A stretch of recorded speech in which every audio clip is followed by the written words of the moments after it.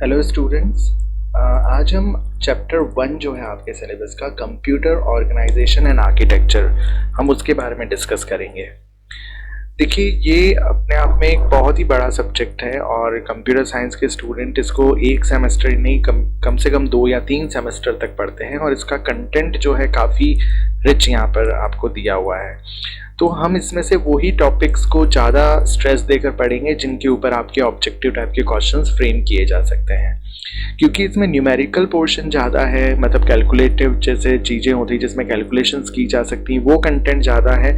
तो हमें उन चीज़ों का बेसिक जो है किस तरह से उनको हम सॉर्ट आउट कर सकते हैं, वो सारी चीज़ें को हमें पढ़ेंगे। और उसके अलावा हम उन चीज़ों को पे स्ट्रेस देंगे जिनके ऊपर जो है आपके ऑब्जेक्टिव टाइप के क्वेश्चंस फ्रेम किए जा सकते हैं।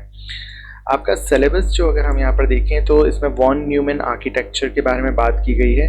उसके बाद नंबर रिप्रेजेंटेशन और कंप्यूटर अरिथमेटिक के ऊपर डिस्कशन किया गया है। सॉरी। फिर लॉजिक डिज़ाइन, डिजिटल सिस्टम का फंडामेंटल और एडवांस कॉन्सेप्ट तक हमें बात करनी है लॉजिक डिज़ाइन की। फिर बुलियन अलजेब्रा और फंक्शंस, डिज़ाइनिंग और सिंथेसिस ऑफ कॉम्बिनेशनल और सीक्वेंशियल सर्किट। और ये बुलियन अलजेब्रा के साथ एक पार्ट आता है आपका मिनिमाइजेशन टेक्निक, उसके बारे में हम बात करेंगे। मेमोरी और सीपीयू ऑर्गेनाइजेशन, डीएमए और इनपुट आउटपुट इंटरफेस। और लास्ट हमारा टॉपिक रहेगा basic architecture of Indian super computer परम। तो इसके बारे में जो है हम डिस्कस करेंगे। तो हम स्टार्ट करते हैं। जो आपका फर्स्ट टॉपिक है वॉन न्यूमैन आर्किटेक्चर। देखिए, वॉन न्यूमैन आर्किटेक्चर जो है बेसिकली कंप्यूटर्स जो है वो आप देखेंगे दो तरह से मतलब डिज़ाइन किए जा सकते हैं। हिस्टोरिकली अगर हम बात करें तो कंप्यूटर्स दो तरह से डिज़ाइन किए गए हैं और दो तरह के कंप्यूटर आपके जो है होते हैं। पहला होता है fixed program computer. Fixed program computer जिसके अंदर फंक्शन बहुत ही स्पेसिफिक होते हैं और उनको और ज़्यादा प्रोग्राम नहीं किया जा सकता है ना, तो वो कहलाते हैं फिक्स्ड प्रोग्राम कंप्यूटर। और दूसरे होते हैं, जैसे एग्जांपल हम बोल सकते हैं कैलकुलेटर। तो कैलकुलेटर जो है वो बहुत ही फिक्स्ड होते हैं, उसमें फंक्शंस आप उनमें ज़्यादा फंक्शन और डिटेल में नहीं आप ले सकते और बहुत ही बेसिक आप उसमें फंक्शंस जो हैं वो यूज़ कर सकते हैं। और दूसरे जो होते हैं वो आपके स्टोर्ड प्रोग्राम कंप्यूटर होते हैं। इनमें क्या होता है कि आपको जो है आप प्रोग्राम कर सकते हैं इन्हें, और उसके अंदर डिफरेंट टास्क जो है उनको करने के लिए इन्हें प्रोग्राम किया जा सकता है। तो स्टोर प्रोग्राम कंप्यूटर जो यूजुअली हम जो अभी कंप्यूटर यूज़ करते हैं वो सारे स्टोर्ड प्रोग्राम कंप्यूटर्स ही होते हैं। तो modern computer are based on stored program concept which was introduced by John von Neumann. John von Neumann जो है उन्होंने इसको इंट्रोड्यूस किया था, तो इसीलिए इसको जॉन वॉन न्यूमैन आर्किटेक्चर कहा जाता है। वॉन न्यूमैन मॉडल भी कहा जाता है या प्रिंसटन आर्किटेक्चर भी इसको कहा जाता है ना, इसके कई नाम हैं। और ये बेस्ड है 1945 का एक डिस्क्रिप्शन दिया हुआ है हंगेरियन अमेरिकन मैथमेटिशियन और फिजिसिस्ट, है ना, और जॉन वॉन न्यूमैन ने इसको दिया था। और उसके साथ और भी लोग थे जिन्होंने इसका फर्स्ट ड्राफ्ट जो है वो तैयार किया था और उन्होंने प्रपोज किया था। तो जो डॉक्यूमेंट इन्होंने डिज़ाइन किया था उसके अंदर उन्होंने ये मतलब डिस्क्राइब किया एक डिजिटल आर्किटेक्चर, एक आर्किटेक्चर डिज़ाइन किया इलेक्ट्रॉनिक डिजिटल कंप्यूटर का, जिसके अंदर ये कंपोनेंट होंगे जिसे नीचे आपको इसमें शो कर रखा है। तो इस स्टोर प्रोग्राम कॉन्सेप्ट के अंदर प्रोग्राम और डेटा को हमने सेपरेट स्टोरेज यूनिट के अंदर, जिनको हम मेमोरीज कहते हैं, वहां पर स्टोर किया था और उनको एक जैसा ट्रीट किया गया था, ट्रीटेड एज सेम। ये एक बहुत ही नॉवेल आइडिया ये एक बहुत ही नॉवेल आइडिया था। इसका मतलब कंप्यूटर इस आर्किटेक्चर के अंदर अगर हम बिल्ड करते हैं तो बहुत ही इजीली हम उनको रीप्रोग्राम कर सकते हैं। तो इनका बेसिक स्ट्रक्चर कुछ इस तरह से मेमोरी है, ये वॉन न्यूमैन का बेसिक आर्किटेक्चर है। मेमोरी है जिसके थ्रू जिसको हम प्रोसेसर के अंदर कंट्रोल यूनिट है आपका, जो कंट्रोल करता है फ्लो ऑफ डेटा को। एरिथमेटिक एंड लॉजिकल यूनिट है जो बेसिक एरिथमेटिक और लॉजिकल ऑपरेशंस परफॉर्म करता है। उसी के अंदर एक एक्यूमुलेटर होता है।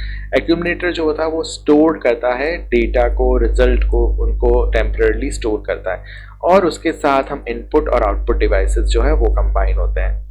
तो इसको हम जैसे प्रिंसटन आर्किटेक्चर भी मैंने बोला था, वो भी बोलते हैं, और जो अलग अलग नाम मैंने बताया, वॉन न्यूमैन मॉडल बोलते हैं, और वॉन न्यूमैन आर्किटेक्चर भी बोलते हैं, प्रिंसटन आर्किटेक्चर भी बोलते हैं। तो ये सारे जो है इनके नाम है। इसको हम institute for advance study IAS computer भी बोलते हैं, और इसके 3 बेसिक यूनिट होते हैं।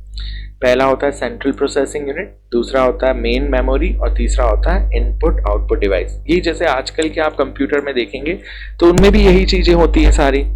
तो हमको इनको एक एक करके देखते हैं। कंट्रोल यूनिट जो होता है वो सारे प्रोसेसर के कंट्रोल सिग्नल को हैंडल करता है। ये ऑल इनपुट आउटपुट के डायरेक्ट, मतलब उसके इनपुट आउटपुट के फ्लो को डायरेक्ट करता है। वो सारे फेच करता है कोड्स को, जो कि इंस्ट्रक्शन जिनके थ्रू हम डेटा को एग्जीक्यूट करते हैं, और किस तरह से डेटा मूव करता है सिस्टम में, इसको ये कंट्रोल करता है। तो कंट्रोल यूनिट का काम ये हुआ।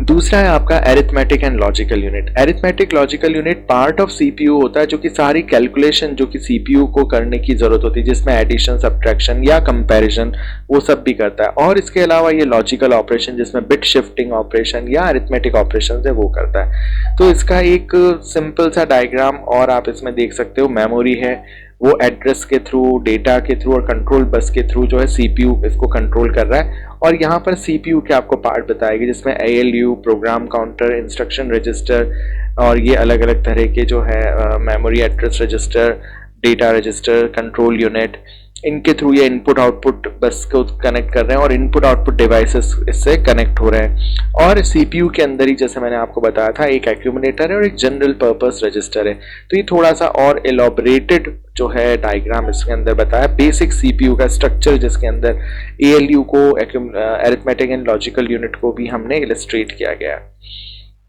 मेन मेमोरी के अंदर जो है आपके रजिस्टर्स कौन कौन से होते हैं? एक्यूमुलेटर, जो कि स्टोर करता है आपकी कैलकुलेशन जो भी ALU के द्वारा की गई है उसको।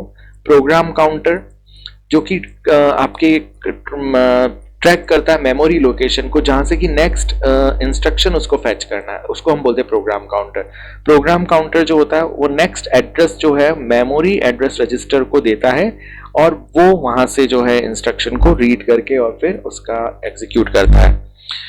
नेक्स्ट है आपका memory address register, MAR। It stores the memory location of instruction that need to be fetch from the memory. वही जैसे मैंने बताया, प्रोग्राम काउंटर इसके अंदर वो मेमोरी लोकेशन भेजेगा जिस लोकेशन से आपको जो है अगला इंस्ट्रक्शन जो है वो फैच करना है।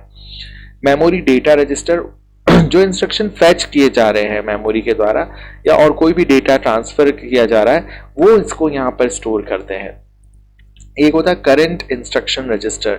It store the most recently fetched instruction while it is waiting to be coded or executed। तो इसके अंदर सबसे रिसेंटली फैच्ड इंस्ट्रक्शन को हम जो है सेव करते हैं। और एक लास्ट होता है इंस्ट्रक्शन बफर रजिस्टर, जो कि instruction that is not to be executed immediately, पर इन फ्यूचर उसको हम एग्जीक्यूट करेंगे, उसे हम इंस्ट्रक्शन बफर रजिस्टर में रखते हैं।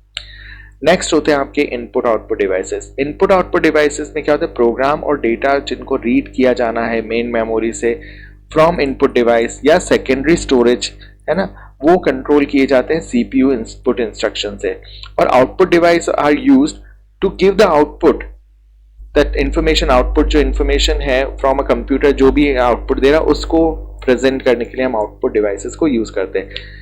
In some results, if some results are evaluated by the computer and it is stored in the computer, then with the help of output device we can present it to the user। अगर कुछ result evaluate हुए हैं और उनको store किया गया है, तो हम आउटपुट डिवाइस की हेल्प से उनको प्रेजेंट कर सकते हैं यूजर को। उसके बाद हम बसेस यूज करते हैं। बसेस में क्या होता है? डेटा ट्रांसमिट किया जाता है from one part to another, और उसको कनेक्ट करते हैं। All the major internal component जो होते हैं CPU के और मेमोरी के, उनको कनेक्ट किया जाता है, और ये किया जाता है बसेस के द्वारा। तो बसेस 3 तरह की होती है। एक होती है डेटा बस, जो कि कैरी करती है data from memory unit, input output device and the processor, इनके बीच में जो है डेटा को कैरी करती है। दूसरी होती है एड्रेस बस। ये क्या करती है? It carries the address of the data, not actual data. सिर्फ एड्रेस जो होता है डेटा का वो कैरी करती है, किसके बीच में? मेमोरी और प्रोसेसर के बीच में। और तीसरी होती है कंट्रोल बस। ये क्या करती है? It carries the control command from the CPU जिसमें स्टेटस सिग्नल हो सकता है दूसरे डिवाइसेस के लिए, in order to control and coordinate all the activities within the computer. तो वो सारे कंट्रोल कमांड जो सीपीयू जनरेट करता है, उसमें स्टेटस सिग्नल भी हो सकते हैं दूसरे डिवाइस के लिए, उनको वो कमांड को जो है कंट्रोल कमांड को कैरी करता है। और किस लिए करता है? ताकि सारा कंट्रोल और कोऑर्डिनेशन जो है डिफरेंट एक्टिविटीज के बीच में हो सके। तो ये हमने बेसिक जो है लेआउट देखा वॉन न्यूमैन आर्किटेक्चर का।